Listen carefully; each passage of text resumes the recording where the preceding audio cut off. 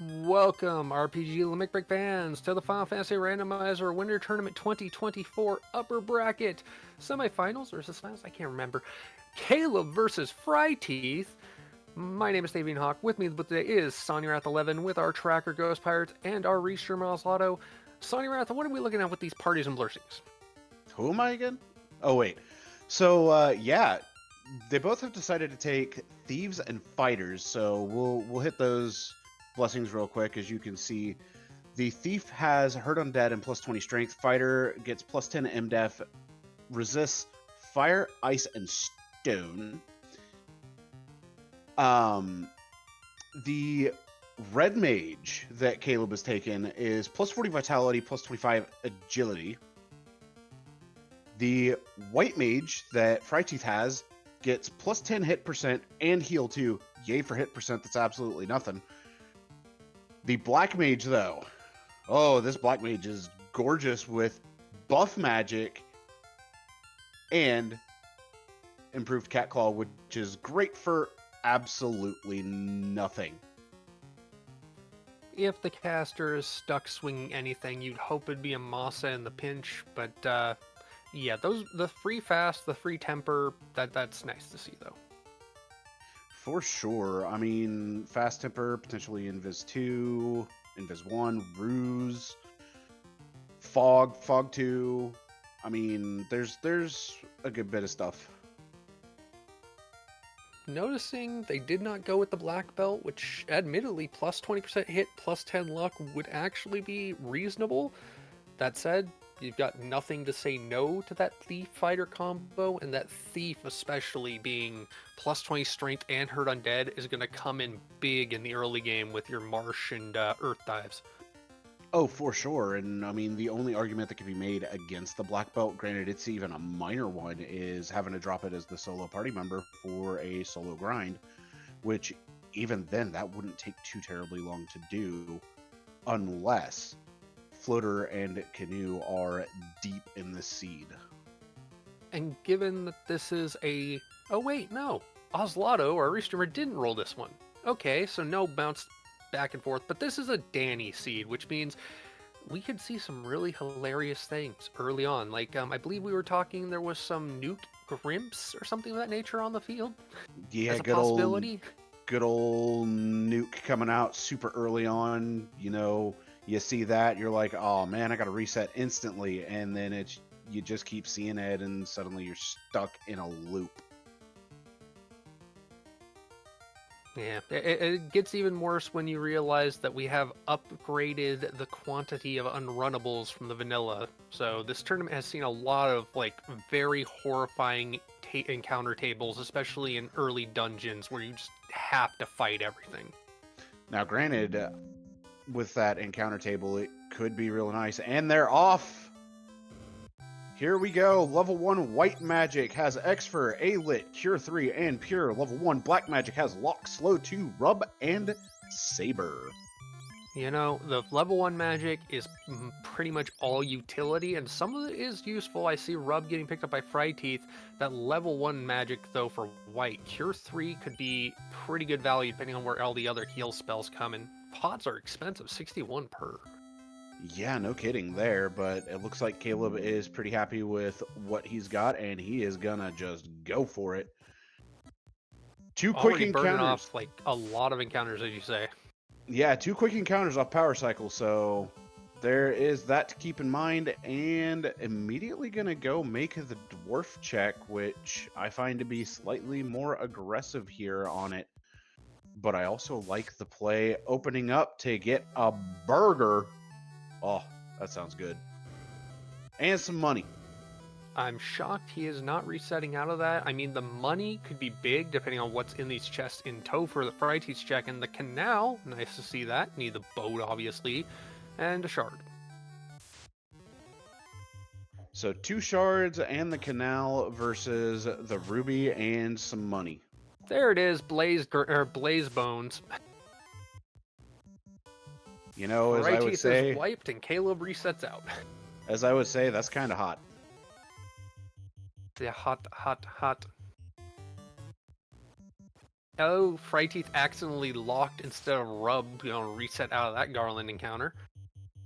And there's the canal as well as the 2 shards for Caleb. Rubs coming out. It's going to be ineffective for Fryteeth. White Mage goes down immediately. Caleb, though, getting some good run luck here against the Bones.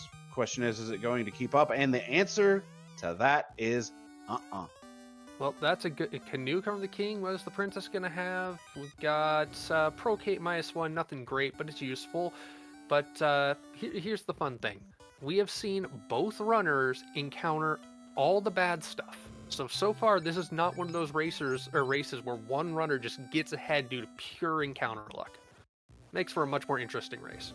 For sure. I mean, there's already been a bit of route divergence with Caleb heading over to Dwarves and picking up that stuff. And now, about to attempt Garland, it does have 4 charges of rub at the ready.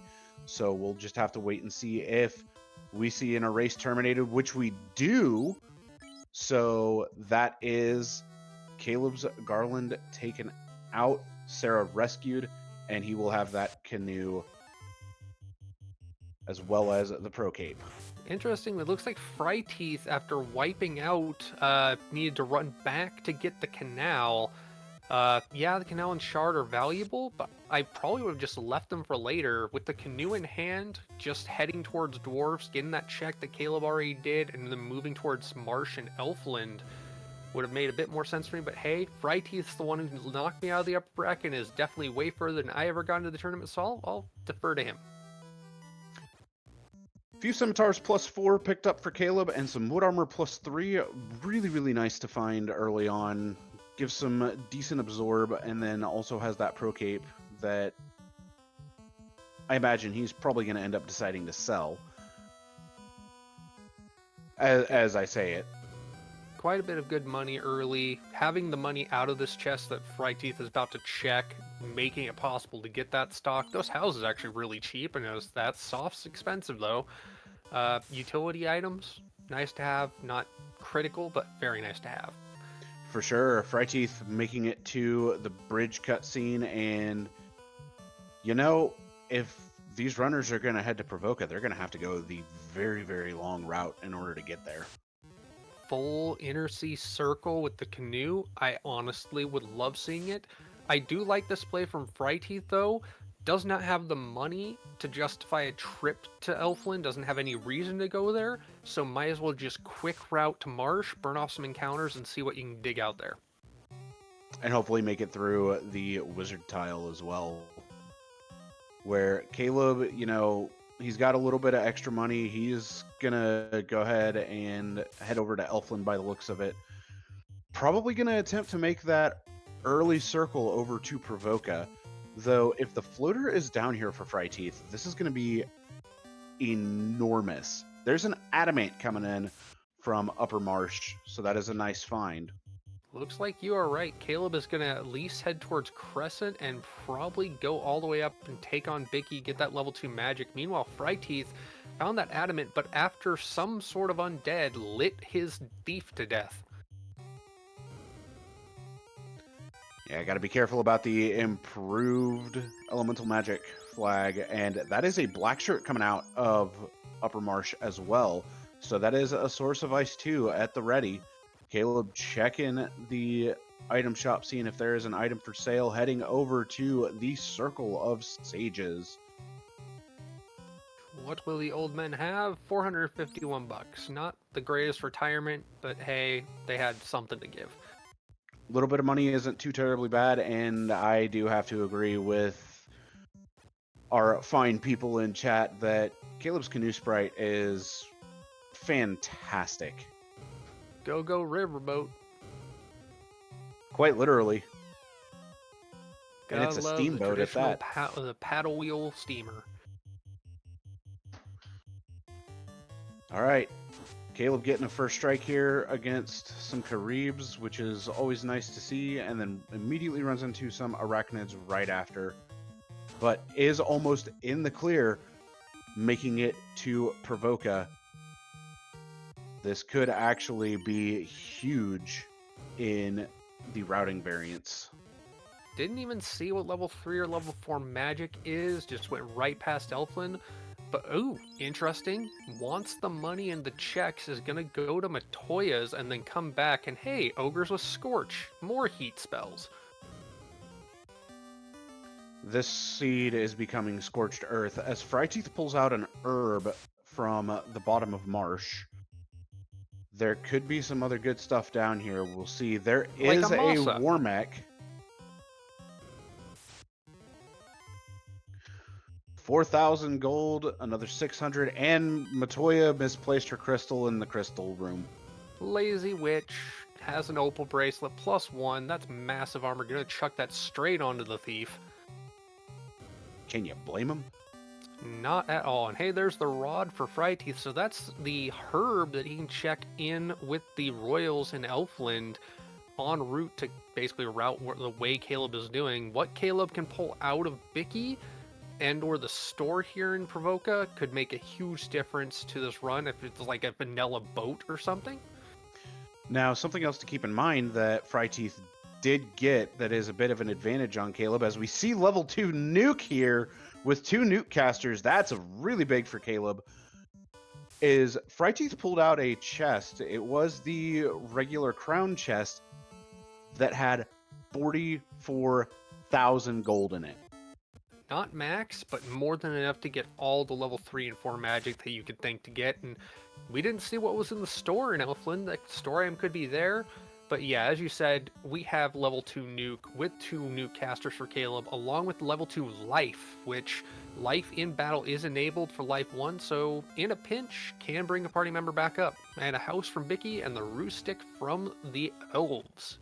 So I sense a volcano dive coming up for at least one of these runners very soon. Copper +4. That is totally suitable armor for other party members. Looks like he's going to keep the wood armor on the party members he's got it, though. Level 3 exit here in Elfland. Very, very nice to see, as, you know, if Warp does happen to land on level 8, that's going to be completely locked out to both of them, since the Black Mage does have buff magic. Indeedly do. That exit early. Ooh, fast and temper. You don't like seeing them both on the same level, but hey, that is totally accessible magic. I mean, And Ice Cave for Caleb. I like this play. It's really good EXP. It has the potential to be some very, very good money. And it will get Caleb off the ground without any real problems. As Caleb pulls up to burn off some encounters and head into ice, fryteeth leaving elves heading towards the crescent and the river system to get there. Still haven't seen what the arachnids have because both runners have gotten away from them. You gotta expect something might be there. It could be something, it could be a whole bunch of nothing. We'll never know.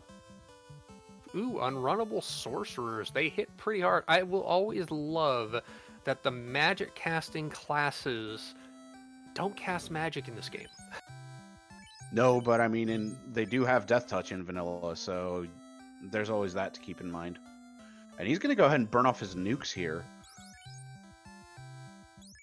Probably has some houses, does not have the exit the fryteeth has, so can't just back out and save in a pinch, but depending on how you route it, Caleb could make a good fast run through ice, getting the 451 gold for fryteeth. Nothing special, gonna head out. Nothing ventured, nothing gained, though, right? Indeedly do. Mage punching for nothing, and Caleb gets away, gets a wizard staff. Sadly, it's not the mage staff. We like seeing the mage staff. That's fun. But that wizard staff could come in handy against, you know, a rogue carry that they totally have access to right now. And, ooh, the undead Fryteeth pack. looks like he's heading towards Volcano, so we've got some... Nope, just burning encounters. Dang it. Yeah, he's burning encounters. Looks like he's going to head to Provoca, get greeted with that level 2 nuke, has more charges than Caleb level-wise, but ultimately speaking, when it comes to the party comp right now, Caleb will be the one that has the advantage on charge count. Runs into unrunnables. Oh, this could be really bad. They have Death Touch as well. Oh, that's terrible. So Ice Cave proving to be a bit much. I like fryteeth's route there. He went ahead and went straight to Bicky, used the black shirt, didn't bother to stop for magic first, can take care of that all in one after the fight. Caleb does get a confuse off and ends up getting the dragons down, but might be in a bit of a pickle here because he's going to Now he have has to to go take it back again. through it, yeah. But does pick up a pro ring, so that is at least something. Gonna front load that pro ring and opal equipped red mage. Just go with the swing. Ooh, interesting. That extra evasion helping out. Swing and a miss. Confused on the Frost Dragon. Frost Dragon is cured. Swing and a miss. It's gonna be a bit of a tight one. We'll see if Rub connects here. This could be a big balancer as far as time goes. fryteeth heading out of Provoca towards Toya's as Caleb tries to keep confusing that dragon and gets the kill. This is a very risky situation for Caleb, being down both melee characters. Also interesting keeping the red mage up front, not using that dead or downed thief for the possible chance of first strike, but so I don't think Caleb actually checked the chest that was behind the... yes, he did. Okay. Did he? I know he got the pro ring out of the second chest on the left. Yeah, I saw the pro ring, but I didn't see what the other chest had. So that's why I don't think he checked it. Well, this would be a very interesting if fryteeth finds it, makes it out, and pulls the loot, and like, what? Or the key? That'd be hilarious. That would be unfortunate. Slab coming out of the bottom 6-pack. That is a check item. Obviously, floater locked. We have not seen the floater yet. Normally, it's the canoe that's last found, but floater's interesting. And hey, whiz stick on a bunch of frost wolves. That's funny. One killed itself. That's extra funny. A bottle coming in from the 6-pack here, which is also a very nice find for Caleb. And unfortunately, is going to have to deal with more of these sorcerers. But should make fairly quick work of them. Has gotten a lot of EXP here on both the red and black mages. But That very well may have to suffer another walk through at low health. With those frost dragons being unrunnable as well, that adds a bit more peril into the dive. Okay, we do have some great divergence here. fryteeth back in the river system, going to volcano, not going to ice. All we've seen so far out of ice are the slab and the bottle, which are completely optional. Yeah, it could be the tail, it could be an X-Cal, but they're not necessary so far. All right, coming up onto Ice 1, there is a shard here. What else? The house, or a house. There's some TNT for fryteeth here in the armory, and yikes encounter here for Caleb. Right back into the ice dragons. Whiz stick coming out, that bottom dragon getting confused, but getting the confused on the top dragon as well. Actually, that was the bottom dragon swinging at the top. Interesting. You know, I actually didn't realize they could swing at each other. I thought they could only hurt themselves in confusion, like confused Pokemon. No, they can hit each other. They can hit any of the targets on their side of the field, if you will. fryteeth currently in Volcano Armory at the long hairpin, dealing with these fires. Gonna use up nukes. Lost the knights, or the fighters, so not gonna get some levels on that. But so far... Oh, there you go. Key. That's ice a key. Is completely required. And this... I like this. I like this. Gonna go ahead and take some eyes here. Confusion. That wizard stick coming in huge for Caleb. The only reason Caleb's gotten this far in this dive is that, and another pro ring. That's both main or active characters are going to have pro rings equipped. Not taking the eye though, but has to deal with this unrunnable pack of undead. that does have dark. That's not good. Caleb wishing he had a caster item did some damage, but as Caleb has not been to Marsh, has not picked up the adamant, and does not have the black shirt. Mute just for good measure. Yeah, now, this mute is does affect the rod though, or the rod. Once that black mage is muted, there is no more using the whiz stick. can't even use heal pots either while muted. It is harsh. Meanwhile, fryteeth exits out after dealing with those fires, reses up his character, gets the chime out of the top left hairpin box. And Caleb resets. No, if Caleb remembers what's in those top two boxes, could pass up the pro ring and not deal with the unrunnable blue Ds, but that key was pretty far in, so... That key was at the very end. The good news is, knowing that the drop-down tile with the eye is another pro ring, skip both pro rings, you can buy them at the store later, and get out of there with the key. You don't have to full loop the entire ice. Picking up the shard, gonna go ahead and use some weight strats, but fortunately none of the nukes have been consumed as of yet, which means the party is going to get full experience for this encounter, which is nice. And on top of that, Caleb has nukes in the repository. Going to go after the blue Ds, really does want the pro ring, it looks like. Gas nuke to use. Meanwhile, I noticed fryteeth seeing a couple 4-packs of EXPs, but not taking the encounter. Really just wants to loot, and go. Finds a wear sword, which is totally usable. Okay, so that chest that Caleb had skipped beforehand was a heal pot. So a heal pot next to that protect ring, very inconsequential. Indeedly do. Out of nuke charges on the black mage, gonna go with the rub after swing from everyone else. Saber's not connecting. Rub coming out. Will it connect? No.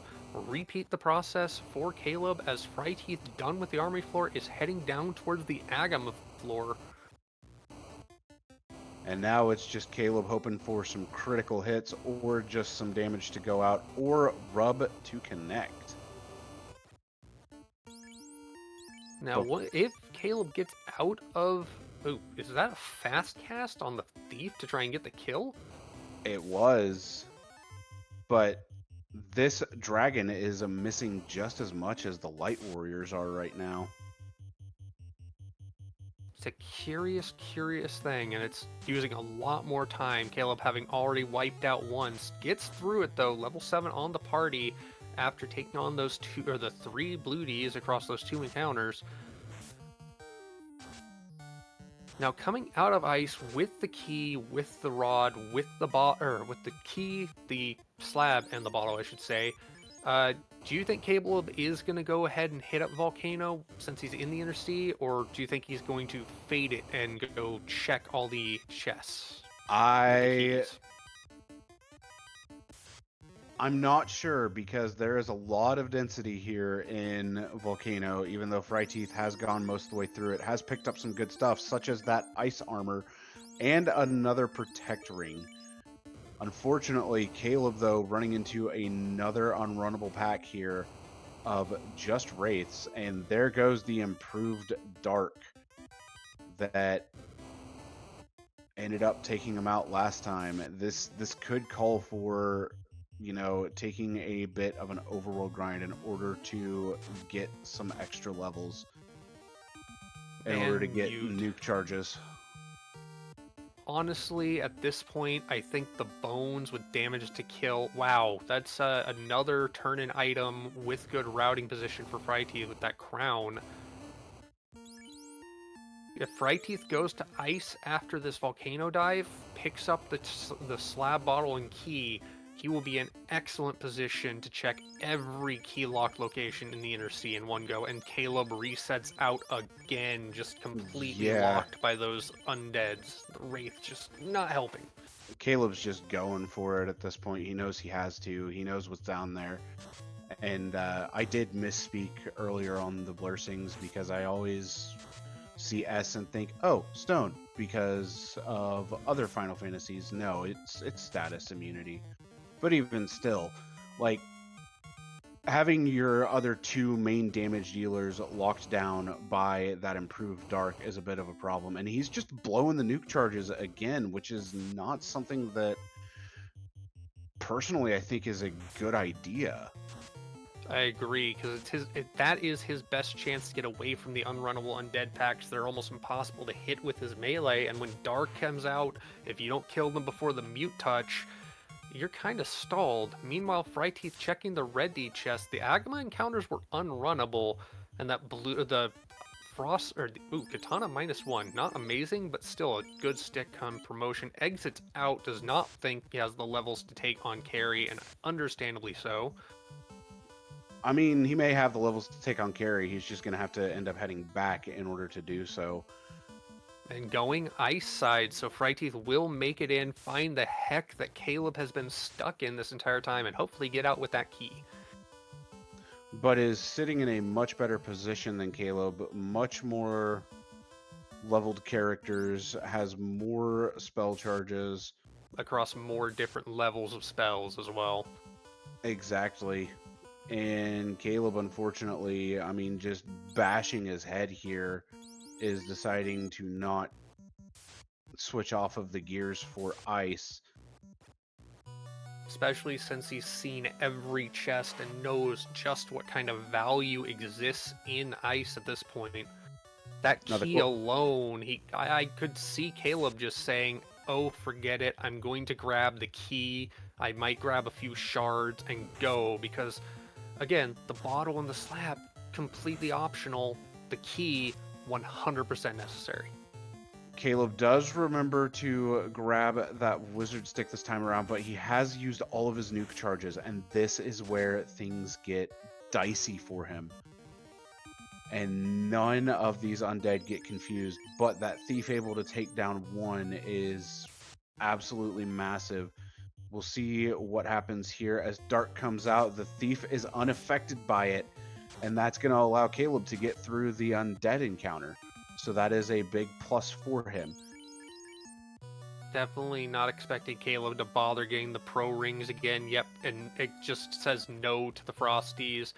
Likely not going to see the eye, just going to go ahead and leave with the key.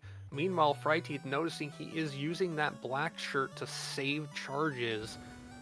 It's not going to be super effective against the undead, but a lot of these non-undead encounters, that black shirt does a good job.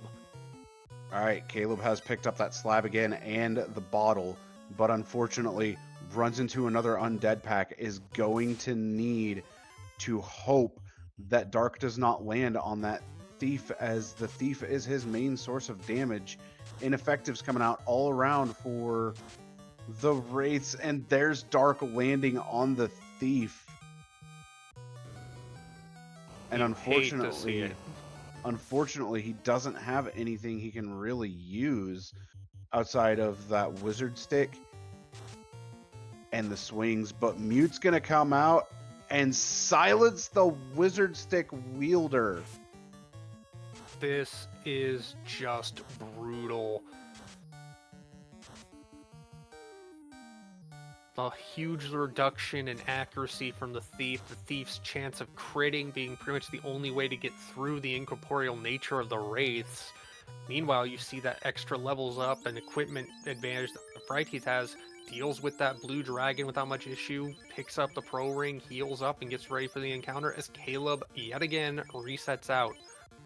If I were Caleb at this point, I'd probably try just going in off one of these alter encounters. He's actually going to end up taking this encounter, even though the cockatrices have Dazzle, in order to get some levels, which I like this play. This is the play that needs to be done at this point in order to be able to get some extra levels, get some extra charges.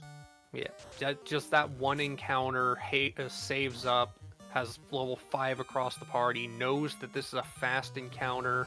It's not a whole lot of experience like the Wiz Mummy pack would be, but you're only on level 5 across the party, so this is still enough experience to get a few more levels and a few more charges to make the dive. The re-dive, I think, at this point. somewhat more successful or higher probability of success. Indeed, and that's level 6 now. So there are even more charges coming up.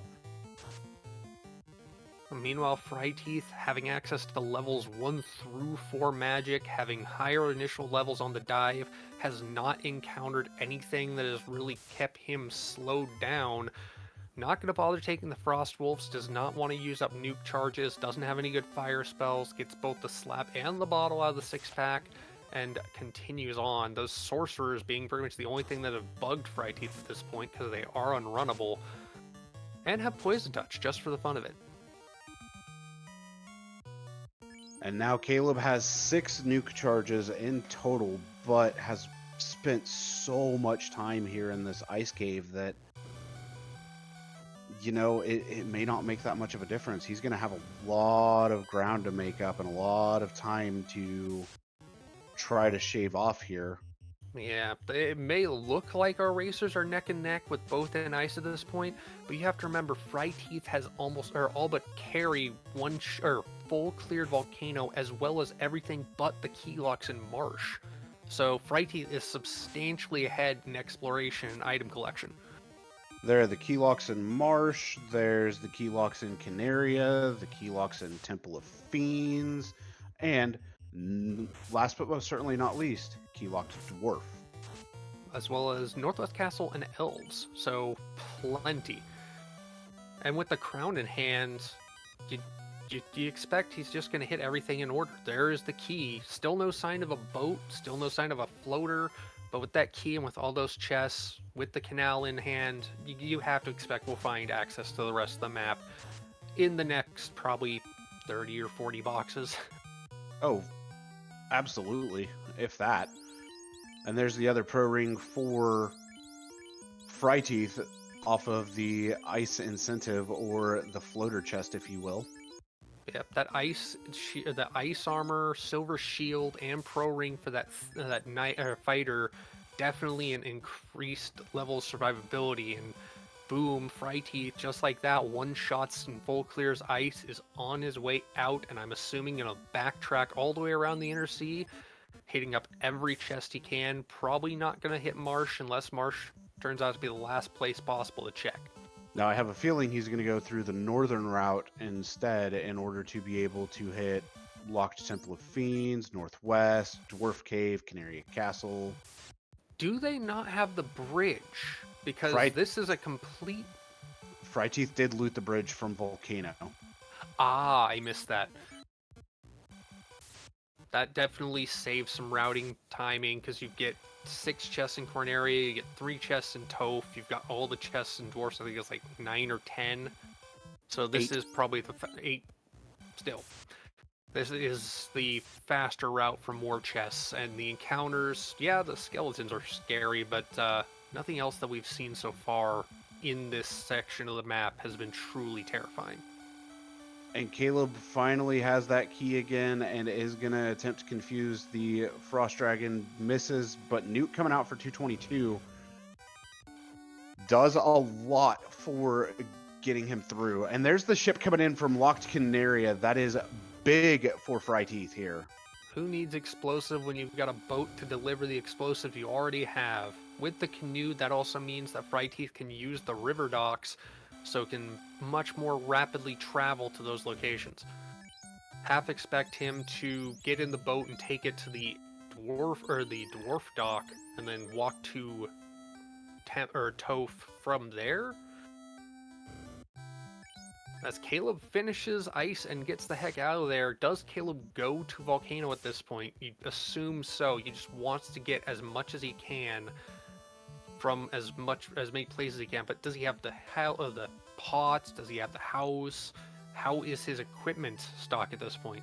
And that's the ultimate question right now. Caleb's kind of sitting bare bones, where Fryteeth has some pretty good gear as it stands, and passes right by Volcano. As you see right there, that's a gator that's dealing a ton of damage. I mean, they are known to crit a lot. Fryteeth running into the skeletons, gets blazed, but with the levels up there, 12 11 across the party plus 12 on the thief. No, actually 12 across the party with 11 on the fighter. Definitely more survival, and yeah, looks like Caleb is going to route to Volcano, just was burning off encounters. So Caleb gonna find all the turn-in items, gonna find the TNT, gonna find the adamant, gonna get the chime. Well, actually, I should say the adamant was in Marsh, so still isn't gonna get that just yet. Correct, but there is the TNT for Caleb right off the bat. And a giant sword there for fryteeth is not a bad find by any means. But at this point, definitely not something worth taking. fryteeth, you're gonna use that water dock, go up to dwarves, gonna be able to reset out if nothing special in here. Doubt he will. Power bonk, no reset out at that point. No check on the Hooray Dwarf though. I mean, I don't expect fryteeth to check the Hooray Dwarf. He knows he's up against Caleb. Caleb's been tearing through all this. That's an X-Cal +5 for these fighters, which is going to be absolutely massive. Another shard here.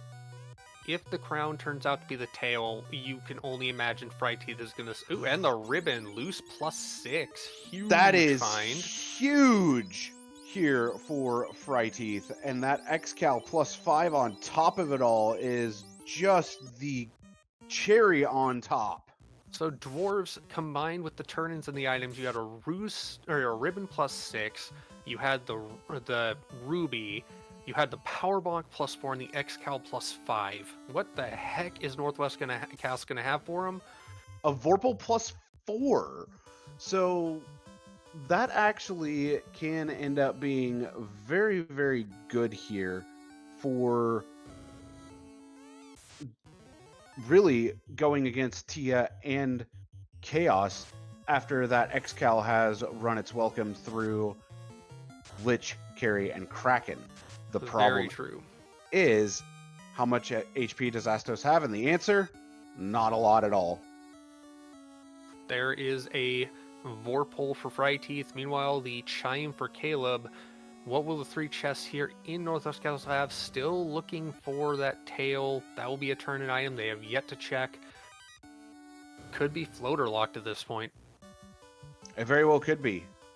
And that's ultimately where the question lies. But we'll see exactly what the answer to that question is.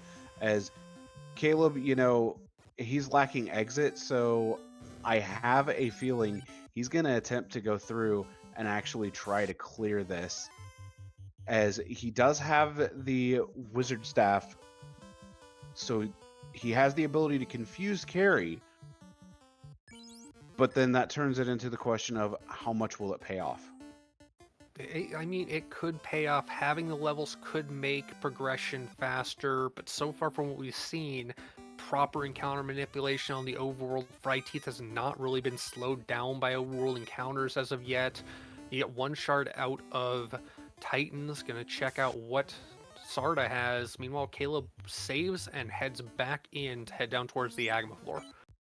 And as we both know quite well, all it takes is an extremely bad Topher and one runner being more well prepared than the other for all of this to turn back around. And that well preparedness could literally just be the difference of 1 level. Pure Pot from Sarda. Good old Sarda. fryteeth just says nope and heads on back, going to check out and deal with a speed bump in Earth at this point. So far, we've seen a lot of the undead that come in Marsh that we saw in Ice are actually going to be in Earth too. So this will be just very interesting. And on top of that, with that thief having that bonus of hurt undead, this ends up being a massive play if fryteeth decides to go through with it. fryteeth gonna check the armor shop, gonna get the slab translated, checking the inventory to make sure that he has it. Also has a chance to check level 5 magic. It sucks to have to menu past level 4, but if it's a valuable spells, level 5 could be worth having. What we get in the white magic, it is harm 4 and invis 2. That harm 4 is actually huge value because it is essentially fade light for the white mage with the improved harm. Meanwhile, quad X, stop, and fire 2. Gonna pick up quad X and then leave. Unable to pick up Quad X, it's promotion locked. Ah, that's the vanilla warp slot. Third slot in 5 is unlearnable pre-promotion for any caster. Correct. All right, Interesting. Caleb. Fryteeth going to Mirage Tower instead of going to Earth. I mean, to be fair, Mirage 1 in and of itself, or Mirage 1 and 2 in and of themselves, have a lot of checks to be made, and Earth in and of itself would be a bit more of a time sink in order to get just slightly more chests opened. That is very true. Plus, there's the advantage with these fast overroll encounters, not going to take the Arankylios or the Arankylios, so the first 2 encounters in the lower right quadrant are nothing to want. But yeah, there's multiple locations here in the desert to check with that fast encounter table. And yeah, Fryteeth going to take the time to check those. Arankylios everywhere, though. The desert has Spun Police gating every place that's been checked so far. All right, Mirage Tower has an opal hat, copper bracelet. A heel stick's not bad to see, but that dragon mail is very, very welcome. Definitely, because post-promotion, that Dragon +2 goes straight onto the Knight, and that Ice Armor +1 gets to be the final gear for the Ninja. I mean, that Coral Sword +2 is also going to be very good for the Thief right now. The Thief only has a limited stock of weapons that it can use, and the Coral Sword is pretty much a top level. I think the Dragon Sword, if it rolls up, is also an excellent weapon that it can wield.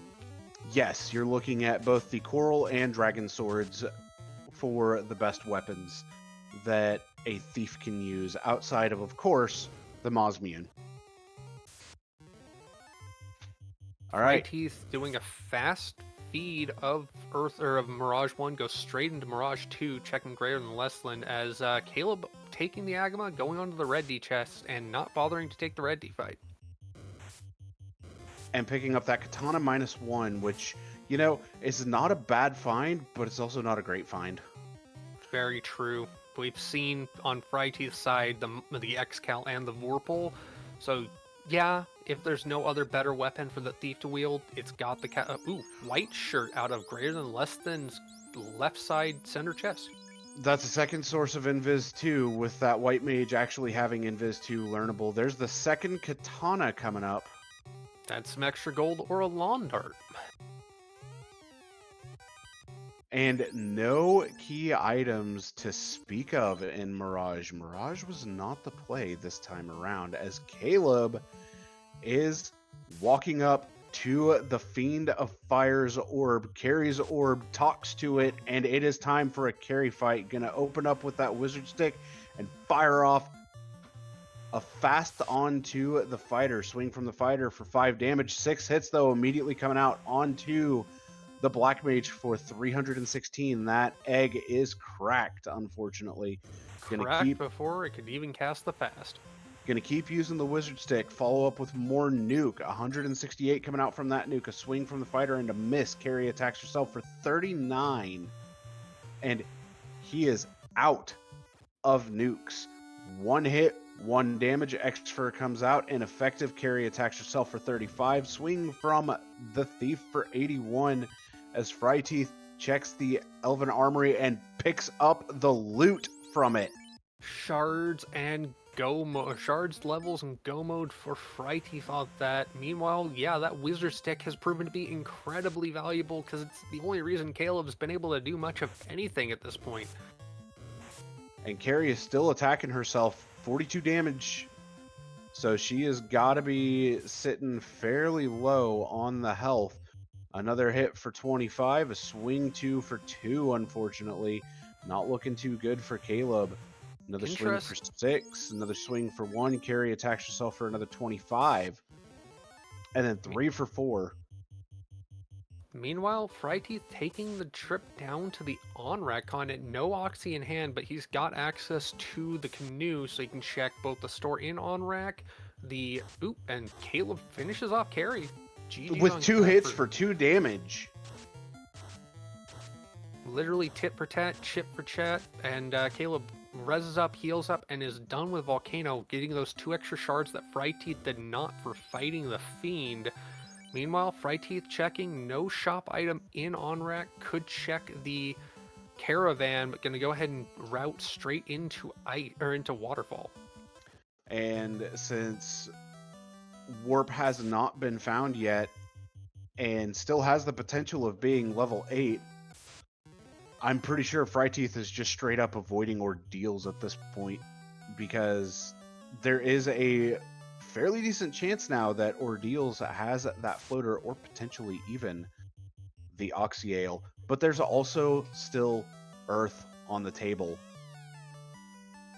Indeedly do. And of course, Marsh Locked, which will be a last check of last checks, I can only assume. That's what I would think too. But Caleb's finally going to pick up that exit at level 3, probably kicking himself a bit for holding off on picking that up so late. But is going to pick up some Lock 2 and some Stun. Going to forego that Brack. We have a Shard, a Cabin, the floater coming from the robot! On-rack continent check, paying massive dividends for Fryteeth, having the bottle, having the slab translated. Fryteeth is going to go straight up to the desert and then get all the checks. Definitely wants to get that tail, is guaranteed to get it with the items to turn in hand, and has checks for Cardia Isles as well as that promotion. This is huge hardcore go mode advantage for Fryteeth. This is a massive advantage for Fryteeth, and he'll be able to extend that advantage even farther if the bottle pays out with the tail. And if it doesn't, he still has that slab to go turn in and end up potentially getting the tail even from that. He has every turn-in item to turn in, so he will get it. He will also get the incentive ribbon. It's just whether it's the bottle, and there's the whistle, the loot for Caleb, so that is item go mode for Caleb, just not nearly all the items, because, I mean, you see what's missing between the two, and that is that check in the waterfall and the entire dive of Marsh, which Caleb has not done. Granted, the Marsh dive in and of itself, it's not a dive that would take that long, especially with exit in tow, which Caleb's going to immediately head for. He's got the levels. He's sitting pretty good as a whole. We'll see just how this goes. That red mage is looking pretty beefy right now, and that is a tail coming in from the ferry. That's going to be an even bigger advantage to Fryteeth with that Dragon Mail and the X-Cal in tow.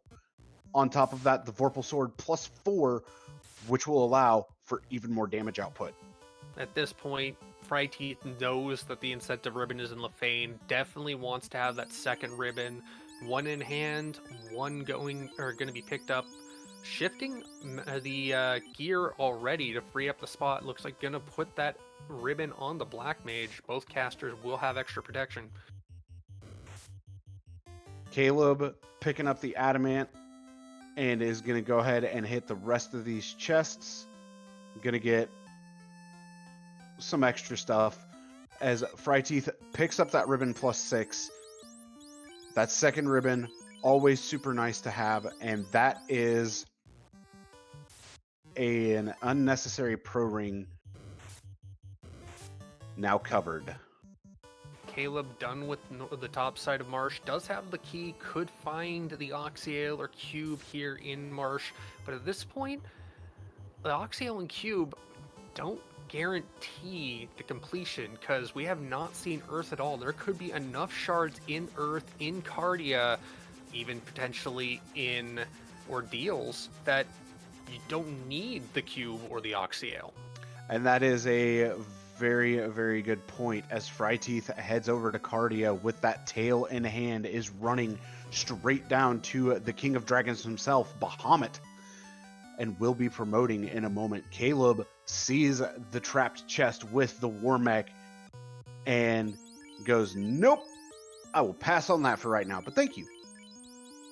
So now that Fryteeth has promoted, is strapping up with all the gear that he has collected. Opal Shield, Dragon Armor, black shirt and white shirt get equipped. Actually, I think he did not move the white shirt. I think he kept the opal bracelet on that white mage, but did put the white shirt there for casting.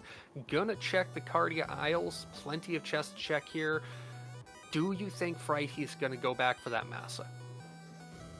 I think it's a possibility. I mean, the Maza in and of itself would be a nice source of damage, but that is a cube coming out of the Cardia Isles, as well as a couple of shards by the looks of it. So right now, fryteeth is heavily in we need to find these shards mode. Yep, got 2 or 3 more chests here. Got the last isle, the grass isle to check. With that cube in hand, at that point, fryteeth says, no, Earth is completely worthless to me. I'm gonna go Sky. Resets out, having not found a single shard there. Those 3 packs tend not to pay out, sadly. A Sun Sword +3 coming out of the grasslands, as well as 620 gold and another shard. That is what fryteeth is looking for ultimately, is that shard. Yeah, that Sun Sword +3 could be incredibly good if it didn't have to compete with X-Cal, Vorpal, and Katana. Exactly. And Caleb finishing out the dive into Marsh does have a lot of the good stuff from it, but unfortunately is still just following in fryteeth's footsteps. What's worse for Caleb, though, is Caleb went back out south side and is looping around the inner sea the way he initially came.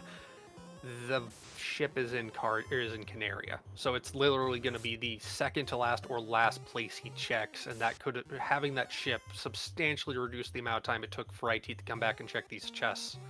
Exactly, and I mean that Vorpal +4, or as I like to call it, the Forpal, is going to be useful after Caleb is able to go get that tail. Yep, that X-Cal swinging 200 plus damage, the Vorpal, or the, was that the Vorpal? Yeah, that's the Vorpal equipped, not the Katana on that ninja, doing another 250 damage. So there's a Blue D getting some experience off of that. fryteeth definitely happy to be in Sky at this point, because of all the places he could be, the encounters that you find throughout Sky tend to be incredibly juicy, especially if you're slightly lower level and you want to make up the levels to take on Tia and get those 4 shards. I mean, with that X-Cal in tow, though, the whole thing is that the levels in and of themselves will come regardless. The X-Cal is going to do all the heavy lifting against Tia. Yeah. We also have fast in the inventory, both the free buff magic and the fast that we found in the spells shop. So that thief with the Vorpal, or ninja with the Vorpal, that knight with the X-Cal will be able to do incredible amounts of damage, even if they don't have the levels to get the initial swing count. Exactly. And so far, there haven't been a whole lot of shards in Sky, but we do see another one looted from fryteeth in the 5-pack, as Caleb is about to pick up that boat. Sadly, not the floater Caleb was hoping for, but the ship probably feels a little better to find now than the floater would be, because if he found that floater and went, oh my god, fryteeth has probably been in the air for 30 minutes, whew. Hasn't been 30 minutes, but it probably feels that way for Caleb. I could imagine him being in panic mode. Oh, I absolutely believe he's in panic mode, especially after wasting as much time as he did fighting off that ice cave. Finish with the Canaria checks. fryteeth gonna burn off some encounters, not going up to Toph. I don't believe he even checked Toph. Gonna head down to Elfland, check the chests in Elfland, or checks the herb. Hadn't had that to turn in. I think that was a light axe out of the incentive chest on the spider floor. Not a huge find, but definitely one that's nice, as it does save the harm 2 charges. A little faster to menu 2 as well compared to some of the spells later on, so that's one thing I find about the caster items that is handy. If your good magic that you want to use is deeper in the magic table, just orientate your equipment and use it, and it could be faster to menu 2. Caleb out of the inner sea, finally, at 51 minutes. Yeah, that feels so bad. But as Dark Moon points out in chat, and I will absolutely agree with this statement, Caleb does thrive on tilt. So when he's on tilt, he does tend to play a lot better. I have seen it multiple times just doing pickup races with him. There is something to be said about him on tilt. Any racer this far into this tournament in the upper bracket can feed off of just about anything. But I saw CC's Gambit paying out good for fryteeth, a Fire Shield +6 that went straight onto the Ninja. That's a huge find, and one that definitely is not meant to be scoffed at. Yeah, that gives both the Fire Shield and the Ice Armor, so protection from fire and ice without even the need of a ribbon. That is kind of helpful. Oh, very much so. All right, Caleb, gonna head towards the Titan's Treasury, as well as potentially Sarda. Gonna find that Cure, which is not gonna make him happy when he checks Sarda, but will get, I believe, at least one shard out of this Titan's Trove. And that shard is very nice to have. Not only do you need the shards to get into Topher, the shard collection count is actually what affects the gold and EXP gain rather than the incentive items with this flag set. So more shards means more levels faster.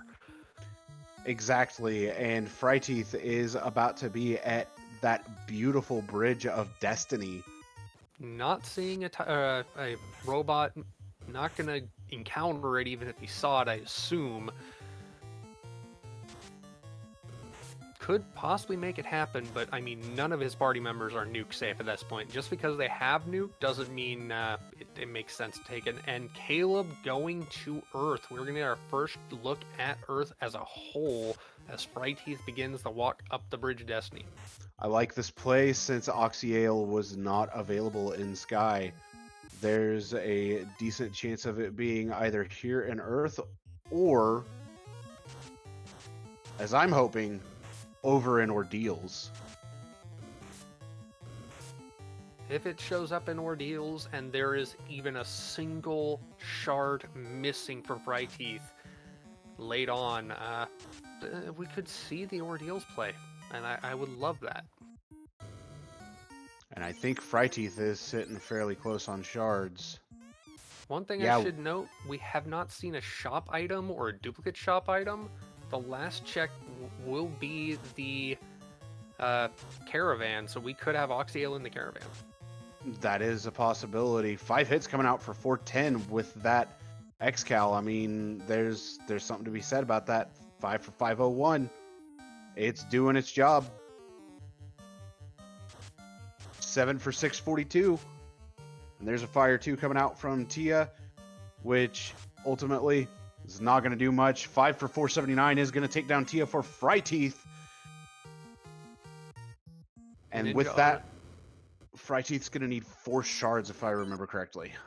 Yeah, Ninja on the knee didn't really hurt fryteeth's damage output. Ooh, finds a Tyro. Probably going to take this fight just for the juicy XP. But nope, goes swing, swing, run, run, and the run takes the lead. There is a shard here in Earth, and fryteeth is... I imagine fryteeth's probably going to come over here to Earth. Possible, or might route to stock some equipment. I honestly thought fryteeth would go to check the caravan, but no, fryteeth is going to head up Earth. All right, here goes. As Caleb is finishing out Earth 2 right now, does pick up a Bane Sword for the effort and another shard. So if fryteeth does end up looting those 2 shards that Caleb has found, fryteeth's just going to go kill Lich and call it a day. Yep, I mean, a kill on Lich's 2 shards, a kill on Carry's 2 shards. Highly doubt fryteeth would bail out and try and run down Volcano instead of just continuing through Earth. But it could be a faster run and take you to the Agama floor if you feel you need some levels. Indeed, and there's only one character that's in a safe range from Nuke right now for Fryteeth, and that is the Knight. Ooh, Aegis Shield +4 coming out of Earth TFC. Great to see, but not so much for Caleb right now, because Caleb has not gotten the floater, has not gotten the tail, has not promoted. And there is a shard for Fryteeth. I'm not sure if he has grabbed a second shard from here yet.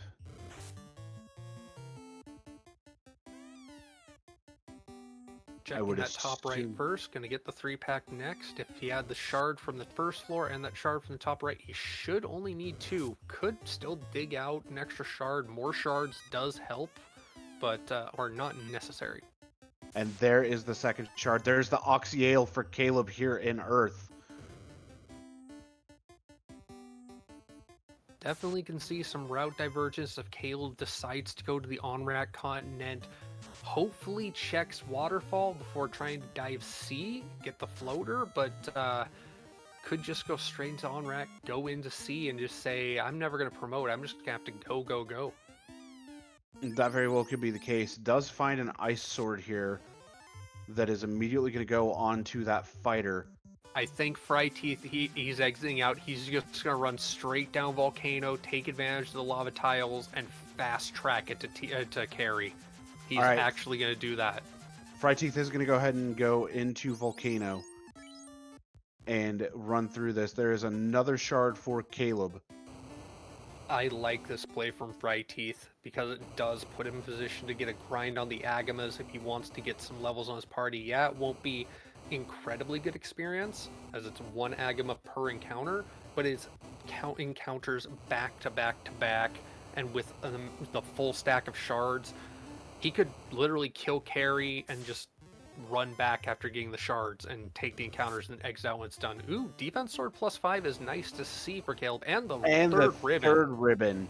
So Caleb is going to be sitting in a very beautiful position if he decides to go get the 3rd ribbon from Lefane, but we will find out if or when he gets to that point. Does Fryteeth go in? Nope, not going to the Agamas first, just going to beeline it to carry to get the shards. Could literally just say no to the Agamas, because once he's got all the shards, once he's into Topher, he can just do a walking grind or a Topher floor 3 grind, finds those Gasties or some Badmen maybe. There's a lot of potential, and an Ice Shield +5 for Caleb is also a very nice find. Definitely stacks on, doesn't get any additional protections as he's running the Ice Shield and Ice Armor, but there is 2 shards down, there is a carry killed, Fryteeth in full-on go mode.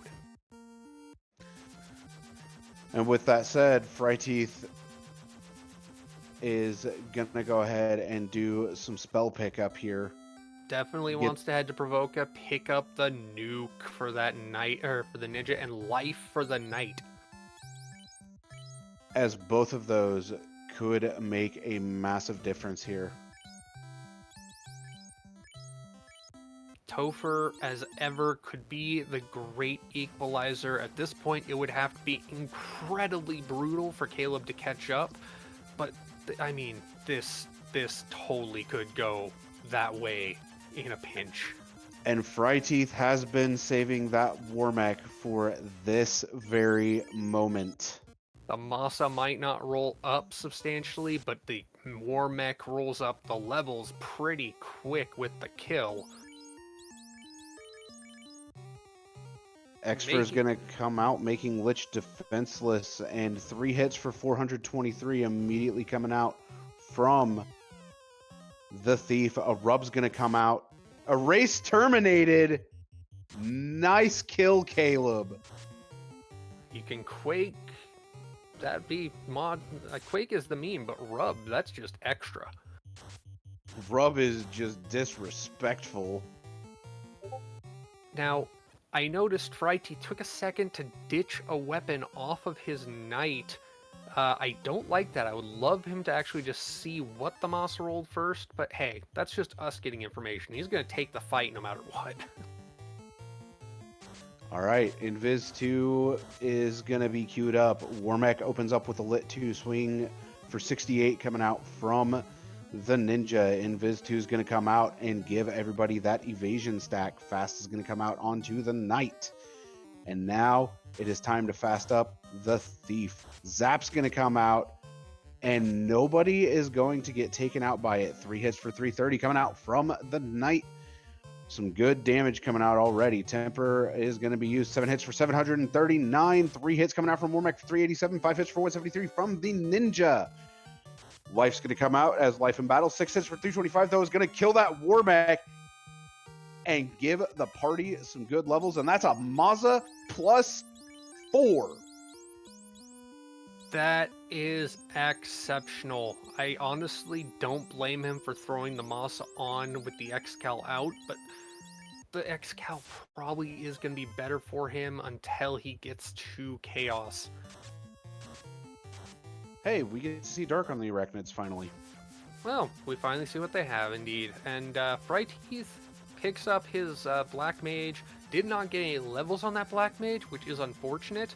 But you expect with the walking grind, some levels will come. Could always just exit out, house out, and save what he's got. Meanwhile, Caleb checked the shop at the desert, did not find anything. We know at this point there is no shop item. Is about to find the floater from the robot, though. And with that, Fryteeth has entered Topher and is already up on that 3rd floor. And first encounter is a 4 unrunnable Gas D encounter. I am honestly shocked he did not take that. I mean, he can only imagine at just over a minute or an hour into this race that his opponent could already be in Topher. But that encounter, those 4 Gas Ds, I mean, in the vanilla game, that overflew the encounter or the experience gain. Gotta go with the 3 Gas D though. Swing, swing, wait, wait. Swing comes out 2 hits, 302. Swing comes out 148. These Gas Ds apparently a bit thicker than Fryteeth wants to deal with. Just gonna reset out again. As Caleb gets back into the sea with the floater, gonna head to the desert, is not gonna bother using that Oxyale. He wants to get in the air. He knows he's got the turn-in items. He can get the tail. He can get promoted. He can get to Cardia. There's so many better things for him to do in his mind than try diving sea. And ooh, the Bad Eye is unrunnable. What is this, vanilla? Well, the answer to Bad Eye is stab it with a stick, a pointy, hard metal stick. It does the job, and Fryteeth is into the past. Through the final locked door and onto the Fiend refights. The only question now becomes, what awaits Fryteeth here on these refights? We saw a few spells come out of Warmech. No nukes, no nuclears, no insta-death or high-power elemental casts and abilities, so these fiends could be stacked to the nines. Exactly. We haven't seen any nukes. We haven't seen any nuclears. We don't know if Warmech had Cure 4. There are so many unanswered questions right now, and those questions very well may be answered here very quickly as Fryteeth runs up to Lich 2, encounters the undead fiend itself, is going to do swing, swing, wait, nuke. Nuke's going to come out for 244 damage. Swing from the Maza, 4 hits, 560. That is a see you later speed bump. S-Bump 2 is about as bumpy as a rumble strip. Meanwhile, Caleb gets promoted, gonna dish out the weapons and the armor to their potentially final. Gonna go with that defense +5 instead of the... Oh, never mind. He had the X-Cal on a different character. So shuffles the X-Cal around, puts the defense in place. And, ooh, Inferno from Carry 2. That's actually thematically accurate. But 5 hits for 241, and then I don't know how many hits there were on the Maza, but 402 damage, still very respectable numbers. 5 hits for 266 coming out from the next Vorpal swing, but 8 hits, 394 is going to take down Carry 2, and now it's on to the Kraken in and of itself, as well as Protect its the white floor. mage. Yeah, good luck with that. Caleb has promoted, so that objective is done, but he is still very far behind in shards as it stands. As Fryteeth encounters Kraken 2, is going to end up using Invis 2 and Fast. Fast is going to take initiative. 4 hits for 140 coming out from the Vorpal. Invis 2 does make it out before Kraken does anything, as well as the Ruse Stick, and a single hit for 8 damage. 8. 6 hits for 527 coming out from that knight, but there is a nuke, and fortunately for Fryteeth, he does have life on that knight. He's got to make it through this fight. 2 hits coming out for 116 from Kraken 2. Another swing, 4 hits for 404, and that is going to terminate Kraken. Fortunately, with Fryteeth having that life available on the knight, it makes life so much easier. And Cure 3, unfortunately, all charges of it are now gone, but that does expedite a lot of the necessary healing. So we have seen 1 nuke come out from the Fiend 2s, as Caleb has gone to the Mirage Desert, the Yonakern Desert, if you will, and is now in Mirage Tower. Fryteeth pulling up to Tia 2 and is ready to end up making some dragon stew. Invis 2 takes initiative. Fast coming out before anything. 3 hits for 3 damage coming out from the ninja, but the white mage, oh, the poor white mage unfortunately goes down. Temper coming out onto the knight. Another Rustic use. Ice 2 comes out, and it's not going to do much of anything. Swing, wait. The swing from the Maza coming up, 5 for 316. The damage output from the Vorpal has been very, very good thus far. Nuke coming out for 144. Vorpal swing, 3 hits for 67 with a crit in there. 7 hits for 770, though, coming out from that Mosmune, which is exactly what Fryteeth is looking for. 4 hits for 241 is going to kill Tia 2, and Fryteeth is on to the ultimate fiend of this journey. Still has the white mage down, but has a life charge, 2 life charges at that available. No Cure 3, but does have Cure 2. And now it is time to heal up the party. Steel yourself and get ready to fight chaos. Full-on speed and power strats from Fryteeth. Did not take much of a grind, just went into the encounter table, shifting the knight to the bottom of the party. Gonna cast Invis 2, gonna go ahead and cast Fast. Lit 3 coming out from Chaos, not doing a whole lot of damage except for that Black Mage who does not have any ribbon or protection from it. Down to 23, gets the Fast out with the Ruse Stick on the knight. Gonna come out with Invis 2 again, gonna go with Wait for the Black Mage, it looks like. Does not feel like it's going to do any good. Gets the swing out, 5 hits, 117, not a lot of damage. I can imagine some temper cast might be involved, but there is swing, wait, swing again.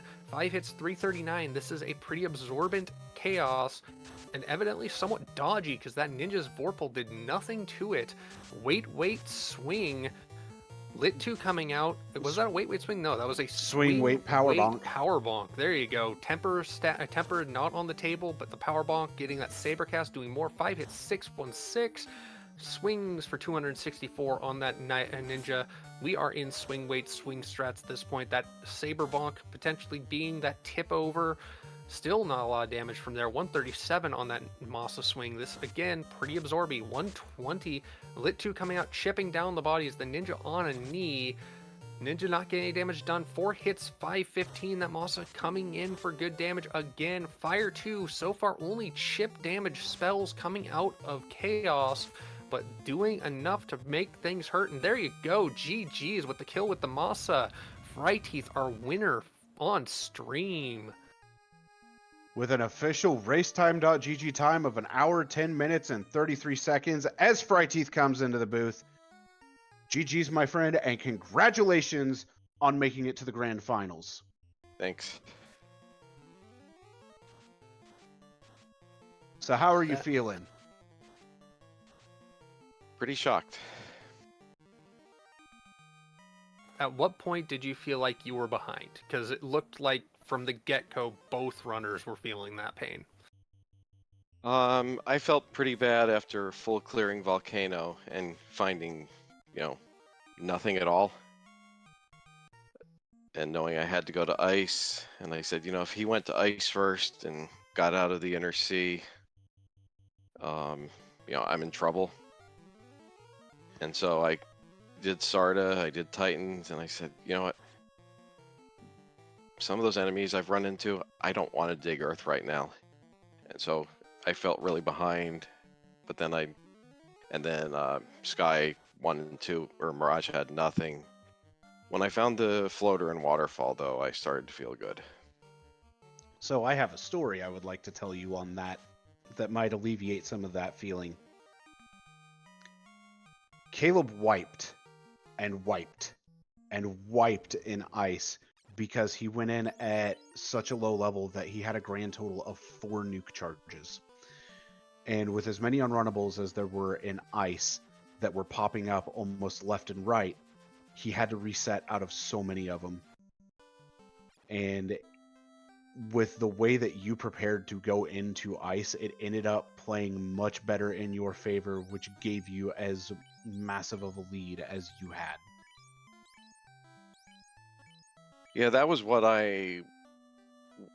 why I didn't do ice first, because especially those skeletons that I saw in Temple of Fiends with Blaze, I didn't want to touch ice until I was higher level. Which is absolutely fair. Caleb on his way with gear, with promotion, picked up the nuke. Didn't see if he picked up life or not. Most likely did, but burning off some encounters and getting ready to go into Toph for his dive. Hopefully his one and only dive. Could be a multiple. We didn't see a whole lot out of the Fiends in Toph, unfortunately. The one nuke we did see get cast, but how would you rate this seed against all other Danny seeds, fryteeth?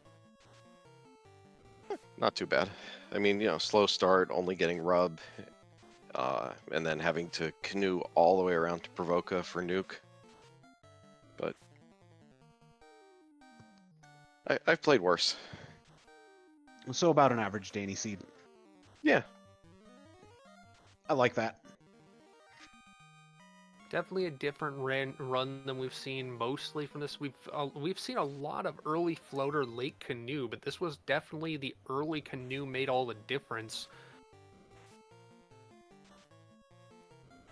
So what made you go Marsh early? Because you were in a position to head towards Elfland, check what magic they had, check the shop, but you went Marsh instead. I just hate doubling back to Marsh. So I usually try and knock it out early. Very fair. I've also got to say it was very tough not bringing that black belt with plus 20 hit percent. Definitely could have done a lot of damage, but then you ended up getting, let's see, Excal, Vorpal, Masa, all rolled up. The katana rolling down literally did not matter. Found 2 of the 3 ribbons. One, I believe the third ribbon was in Earth TFC or something similar in Earth. Yeah, I never got past Earth 2. The third ribbon was up in the Earthen Armory, as I like to call it, northern part of 4th floor. So the whole exiting out and going volcano rather than diving through Earth, I'm assuming it was just it's worth the flight to get the faster run. Yeah. Yeah, Earth, I was only on Earth 2. Running the rest of Earth takes a lot longer than going just, killing Kerry. Oh, for sure. As Caleb ends up taking down Speed Bump 2 without any real problems. So, you mentioned regarding not taking the black belt there for a bit, but ultimately it did not matter as much. the question I have for you is, did you consider potentially taking a red mage over the white mage? Even though it really is a gamble based on where the spells land. I thought about it, but this is the party I'm comfortable with. The fighter, white, black, and these flags. So yeah. I mean, I've run black belt a couple times, but I said, let's stick with what got us here. Stick with the traditional party, if you will.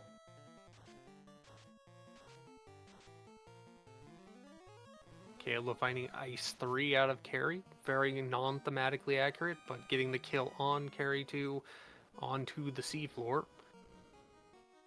And all Caleb is going to have to worry about here from Kraken is that nuke that came out relatively early for you, fryteeth. And fortunately, since you did have life on that night, and Caleb does too, that saved your skin. You probably did, yeah. I mean, I would have gone at it with the fighter. I mean, the fighter had 500 HP, dragon armor, mass +4, ribbon, power gauntlet. So, I think given what I saw out of chaos, I think that fighter probably would have been fine solo, but who knows? There's nuke taking the black mage and the ninja down to a knee, but not killing any characters, and that red mage with that plus vitality standing strong even compared to the knight. And with another round, this should be it for Kraken, as Kraken is now paralyzed, not going to be able to do anything. Swing from the Vorpal, 9 hits for 604 is going to take down Kraken 2 for Caleb. And with that said, he will be on to Tia 2. We're going to have some more Dragon Stew prepared for everybody here very shortly.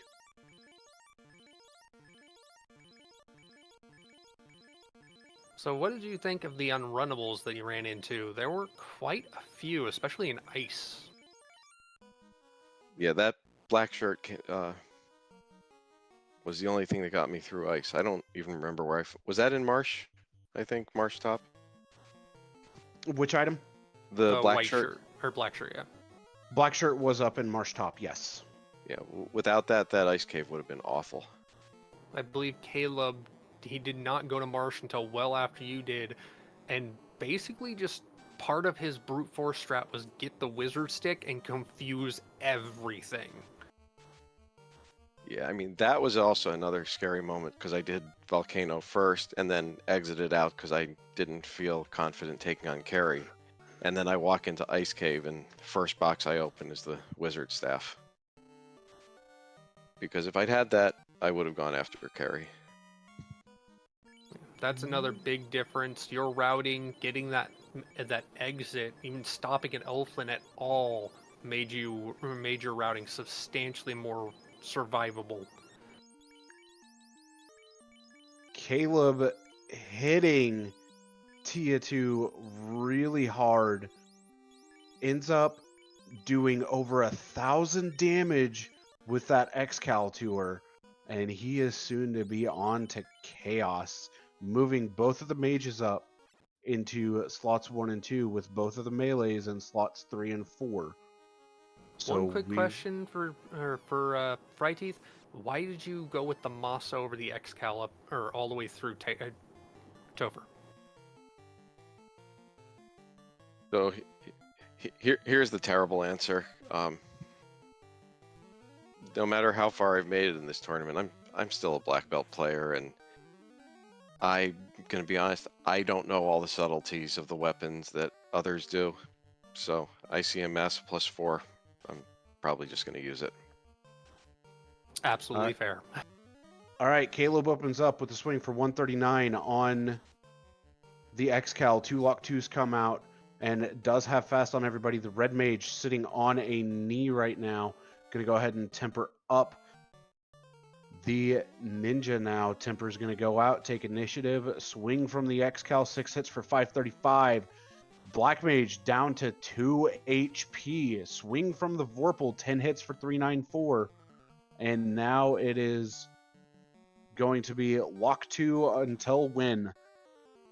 7 hits for 561 coming out from the Excal. Lock 2 is going to come out And the Black Mage is down. Another Vorpal Swing, 10 hits for 237. Another Lock 2 is going to come out. And that should have dropped Chaos's Evasion down to nothing. 10 hits for 314. Lit 3 comes out, dealing chip damage to both the Knight and the Ninja. 7 hits for 514 coming out from the Knight. Another swing, 8 hits, 260. Terminated. Get your GGs out for Caleb, finishing with an official racetime.gg time of 1 hour, 21 minutes, and 19 seconds. Maybe a loss, but even with these flags, with what we saw in this, 121 is still an excellent time. For sure. All right. Well, I've got to head out. So, GG's to Caleb tonight. Good luck coming back. It's quite a gauntlet down there in the lower bracket. I think best thing I can say is I'm glad I've only got to face one of them. But And we are joined by Caleb. GG's. Hey, GG, fryteeth. hey, GG. I've got to head out, but just was saying, good luck coming through the lower bracket. Would love to see you again in the finals. All right, man. Take care. GG's. But I got to head out. So thanks everyone for the comms and tracking and restream. And I'll see everyone next time. Take it easy, Fryteeth. All right. All right, Caleb. Man, What was going through your head with that ice cave? I had lost the race. At that point, it was just, I don't want to forfeit 20 minutes in, but like I knew that I was going to need a miracle to pull that out. And then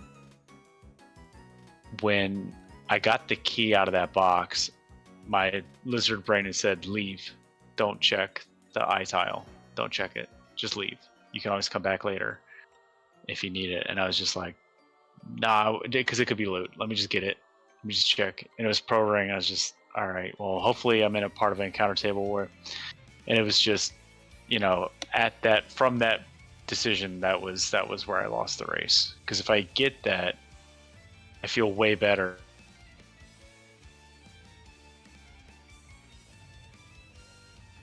I have to imagine you didn't feel any better when you made it all the way around the left side and found the ship was in Canaria Castle. What?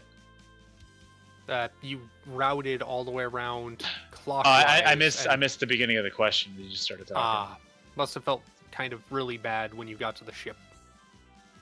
Yeah, like I knew that my only way to win was if ship was in marsh, and fryteeth dove marsh and got the ship and left, and went and did waterfall earth ordeals, early canoe, like anything's on the table. But as it became apparent that ship was key locked, I knew that I lost. Like it just kept and I was just being reminded of the fact that I was so far behind, and then it was like 40 minutes in and I had 8 shards. I was under level 10. I was just like, this is terrible.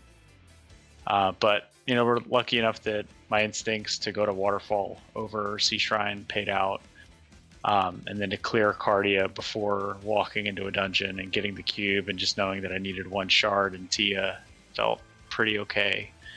I was like, there might be a chance if Topher was gross and he didn't go to waterfall, and maybe he took a black belt, and all those thoughts that go through your head when you're running these seeds, man, and you're racing somebody, just trying to find motivation to keep going when you know that you lost the race that early on. Well, you definitely showed persistence beyond many reasons. The most fun I had in this seed was rubbing Lich. That was fun. I was about to say, that rub on Lich was amazing. It was just frustration. I didn't have any more magic. I was like, all right, you're just gonna get expert and rubbed. I don't even care, Lich. And that's absolutely fair. So that Maza that you did not go back into Marsh for, there was 0% chance I was getting that Maza. Especially once I knew. Yeah, once I got knew Vorpal and you were Excal going and they rolled up, I was just like, yeah, there's no way I'm going back for that now. I knew you weren't going back in, but that Mazo ended up rolling +4 as well, so it wouldn't have been a bad weapon to have in your arsenal either. But Yeah. ultimately speaking, it didn't really matter. Yeah, I probably should have swapped the Vorpal and the X-Cal and kept the Ninja swinging Katana and Knight moving to Vorpal on Chaos, but it was fine. I mean, you did get some huge numbers out from that X-Cal anyway. Oh, I yeah, mean, yeah. There was a crit on Tia for over 1,000, That, which is... yeah, that +30 elemental bonus is crazy. Like, Oh, yeah. yeah. It's nothing to sneeze at.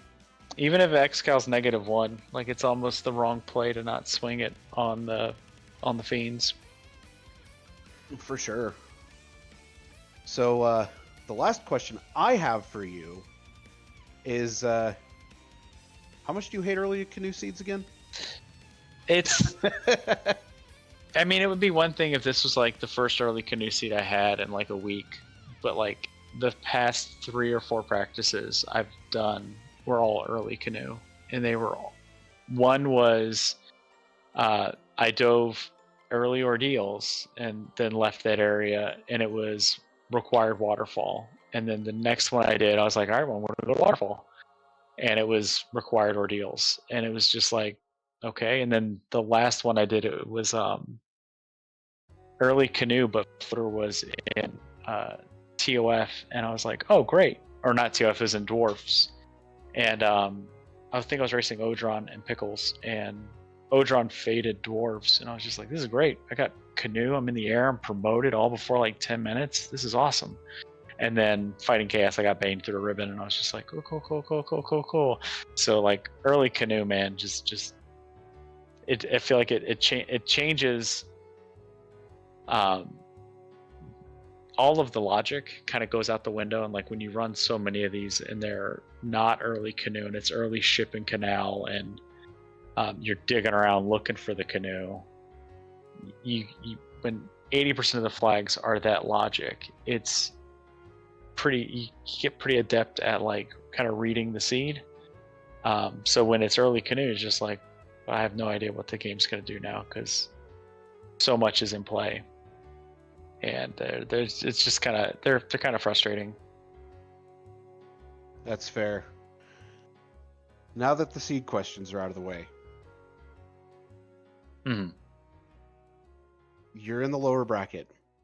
Yeah, I should have been here weeks ago. Papa should have beat me. The people that you have on the table right now are Edge and Fizzle, Pickles, Rubes, Chanigan, and Spellzap. Yeah, somebody else is playing fryteeth in the final, man. I did my best to get this far. I'm not making it back up there. Those are all like the top runners in the community at the moment. Like there's no way. You know, Edge and Fizzle and Spellzap, longtime veterans, like super great at the game. You got 2 former spring tournament champions there, and you've got so many bingo event runner-ups in Fizzle. And at the same time, you have and you got Chanigan and very Pickles, high and, like, tier runner in Chanigan, as well as a Yeah, very high tier that's- runner in Pickles. Yeah, I was gonna say, like, Pickles, you know, frequently wins the Speed Gaming Live online stuff, and Chanigan is one of the best, like, jack of all trades runners in the community right now. Like, it's crazy. Like, they're all super good. But I mean, and Rubes is just, you know, co-founder, Center for Competitive Forfeiting. Like, you can't forget about him. Like, dude's crazy good. Like, but the one thing I will say to you on all that is you do sell yourself short on a lot of these and turn around, and I feel like you surprise even yourself. So I appreciate the compliment. I guess you're right. I mean, you should have a conversation. You should have a conversation with my therapist. Yeah. I mean, something knowing you for years and actually being able to understand you a bit better. Dude, I don't even understand me, so we're gonna have to swap notes at some point. Hey, it's what I do. Yeah. But even still, man, GG's overall. I mean, you made it to technically the upper semifinals. You're in the lower finals. You have guaranteed third place regardless. I've been here before. Yeah, you with have. fry teeth and pickles, but it was Gregory Puff. Yeah, So, I remember that too. so who's gonna Gregory Puff this year? That's the real question. Yeah, I think. Uh, I mean, there's so like, I don't feel like it. I was about to say, it might be this person. It might be this person. It's like there's no way. There's no way to just like boldly say like could be Fizzle's year, but it's like but Spellzap's out there, yeah, Chanigan's out there, exactly. like Rube's like. Nah. There's so many wild cards with the top runners right now that you really don't know how this is going to play out. Yeah, I should have. Like I said, I probably would have been down here a long time ago and been eliminated. But Papa Dukes, unfortunately had a medical issue and missed the first race, and I moved on to face Duskbloom, and I thought she was going to do it because she's crazy good at this game, and then hit Edge. And I was like, well, it's definitely going to be Edge, and then Earth Cave just abused him or them, and then this Chan again. I was just like, well, it's I just kept waiting for the other shoe to drop, and it dropped here with fryteeth. So I was about to say it didn't drop until the very end for you, more or less. yeah.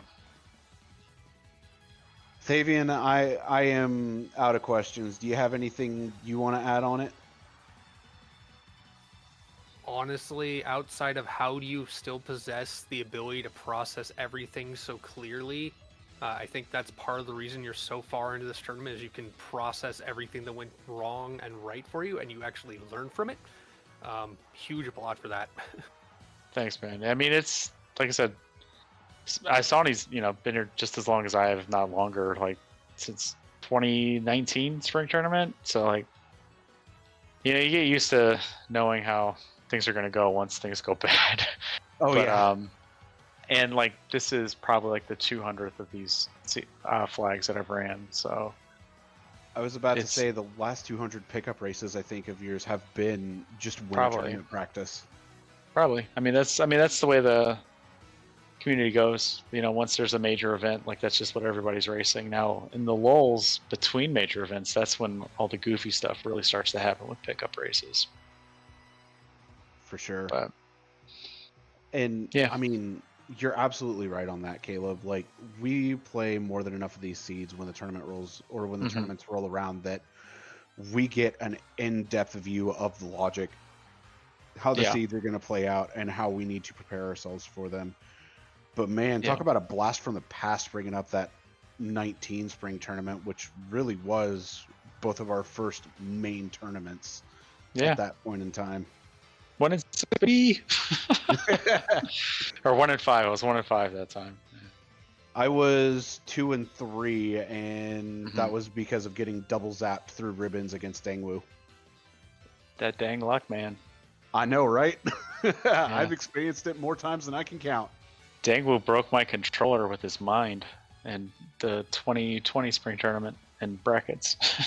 I was racing him that like my controller just crapped the bed. Or no, it was week 6 of Swiss, I think. Yeah, that's when I dropped out because I didn't have a controller anymore, and I need to just go keyboard strats and be like the cool kids. Join me. Join the keyboard elite. Keyboard cats, man. Oh man, that's a throwback too. Or you just get a hitbox, play the fighter game style.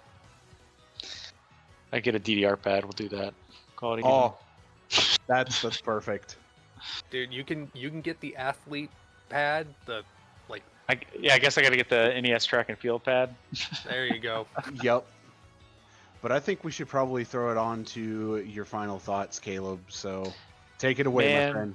The only thing that was running through my head running this seed was a long time ago. There was a race where Ice abused me with Wraiths, and somebody said Wraiths hate Caleb, and I felt that the entire way through this seed. Not gonna lie, those same words came up again in chat as you were getting abused by Wraiths. Yeah, man. Just so many honorable, like, why? And like death velocities, like. See Classic Gamer in chat calling for you to join the Never Ice team. Yeah. I'll never disavow a dungeon entirely. If anything, it's going to be Marsh. But I was about that's to say the only one for you I know is Marsh. Yeah, I mean, like that's why I went to Ice. Was I saw the Blaze on, and I heard fryteeth at the end of his interview. Like that's why he didn't want to go to Ice, was because of the Blaze and the Bones. But Bones don't show up in Ice; they show up in Marsh. So It's only our bones that show up in Ice. yeah, so that's why I was like, I don't want to go deal with Blaze and Marsh. I'll just go to Ice, you know. And then like after the first wipe, I was like, I should eat some of these cockatrice and mummies in the lobby with Nuke, and I had plenty of houses. I should have just done that, and it probably would have been fine. But that brick wall, I'm just gonna find out how many times it takes to get my head through it, and I think it was like 6 dives of ice. 6 or 7, yeah. It's awesome. It's not. But Even still, man, GG's regardless of how this turns out. You've had a heck of a tournament, and it's still not over for you until man. it is over. Yeah, So- I mean, I got 2 weeks until I gotta drop. So hopefully that lower bracket gets itself sorted. I know Fizzle and Edge, they're racing tomorrow. Shenanigans sells app going Monday, so it's gonna happen sooner or later. So Oh yeah, I'm excited to watch all these races. I'm gonna be doing comps for the Fizzle Edge rat match tomorrow night. It's gonna be a ton of fun. Those two are classic gamers. Shout out to Classic Gamer. they are true veterans, if you will. Yeah. Fabian, any final thoughts from you, my friend, before we take it on home? Yeah, but also thank you guys so much for doing commentary, and Fabian, Sonny, thank you guys so much for giving your evening, and Goats for doing the tracking, and Oz for doing the research. I really do appreciate you guys, volunteering your time. Caleb, bro, now that things have freed up in my life, I got you. Appreciate it, homie. Yeah, we're always glad to help. Honestly, thank you for the race. Thank you, fryteeth, for the race. Both of you played out of your minds despite the limitations. I mean, against some other seeds, a minute or an hour 21 was just the expected time. So it took a lot to keep going. We appreciate it. Thank you very much for Sonirath joining in. Huge. You're a great commentator to help or to work with. Ghost Pirates, tracking, keeping us sane, and obviously Oslato, who's been working on this tournament more than just about anyone else. Huge thank you to Oslato. Yeah, major shout outs to Oslato so far with this tournament. You have put in so much work, and I have definitely seen it, because I keep my eyes on everything, even while things have been a little hectic. Major shout outs to both Caleb and fryteeth for this really good race as a whole. Even though there were difficulties throughout it, it was still an extremely good show from both of you. And Thavian, nothing but a huge heart for you on that comment, my friend. You're amazing to do commentary with at any given time, and I always look forward to running commentary with you. Very much appreciated. And, I can't forget about the hero in all this, with Goats Pirate being our tracker. Because if Goats weren't tracking everything, then, we'd be kind of lost. And then the other heroes, the ones that need to be mentioned more than anything else, all of you out there in chat. Because without you being around, we'd just be talking to ourselves, and that's never fun. Oh yeah, big shout out to Barber for making the steamboat sprite for the canoe. I guess that's the upside to early canoe, is everybody gets to see the steamboat chugging along. I was about to ask if you wanted to give a shout out for that steamboat canoe. Heck yeah. So thanks, Barber. It's awesome little sprite. Yeah, Barber, that's an amazing sprite. So with that said, remember to follow RPG Limit Break, Final Fantasy Randomizer. Come join the Discord. I mean, we're wrapping up the winter tournament here very soon, and we'll have other events coming up in the near-ish future. I believe Duckling Derby might be the next big one that's coming up soon outside of the chaos known as Summer Co-op. So that'll be a fun time. And you can also find all of the Final Fantasy Randomizer races over on YouTube, so definitely be sure to go check that out. If you do join the Discord and want to play, feel free to ask us questions. We're more than happy to answer them.